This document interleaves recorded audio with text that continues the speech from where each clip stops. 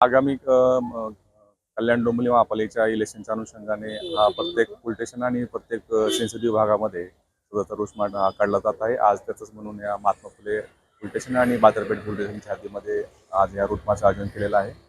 आपला येणाऱ्या ज्या 15 जानेवारी रोजी जे मतदान आपल्या KDMCमध्ये होणार आहे ते अतिशय शांतमध्ये आणि भयमुक्त वातावरण होण्याकरता आजच्या रूट मार्चचं आयोजन केलेलं आहे. या रूट मार्चमध्ये आपण पाहत असाल की 100पेक्षाही जास्त अधिकारी कर्मचारी या पूर्ण रूट मार्च सहभागी झालेले आहेत आणि या माध्यमातून आम्ही जास्तीत जास्त लोकांच्यापर्यंत आमचा पोहोचण्याचा प्रयत्न आहे आणि त्या ठिकाणी आपली संवेदनशील ठिकाणं असेल, केंद्र असेल तर तो भाग आहे त्या ठिकाणी विशेषतः आम्ही हा रूट मार्च आम्ही नियोजन केलेलं आहे.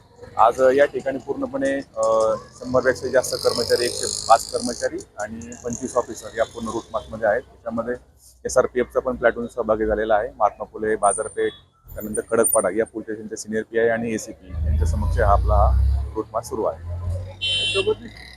आपल्या पूर्ण कल्याण डोंबिवली ह्याच्यामध्ये जर आपण पाहिलं तर पण एकूण 25 मतदान केंद्र जे आहेत आणि 121 बूथ हे संवेदनशील बूथ म्हणून आपण त्यामध्ये डिक्लेअर केलेले आहेत आणि त्या ठिकाणचं असणारी सध्याची पार्श्वभूमी असणारी तिथलं राजकीय वातावरण असेल तर त्या ठिकाणी यापूर्वी जे काही घटना घडल्या असेल त्या बूथवरती अशा क्रायटेरियामध्ये पण आपण तो संवेदनशील एरिया म्हणून यापूर्वी घोषित केलेला आहे.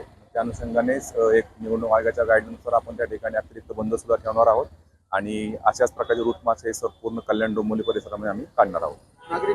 या माध्यमातून नागरिकांना याचा आव्हान राहील की 15 जानेवारीमध्ये लोकांनी जास्त संख्येने बाहेर पडावं आणि KDMCमध्ये निवडणूक अनुषंगाने मतदान करावं.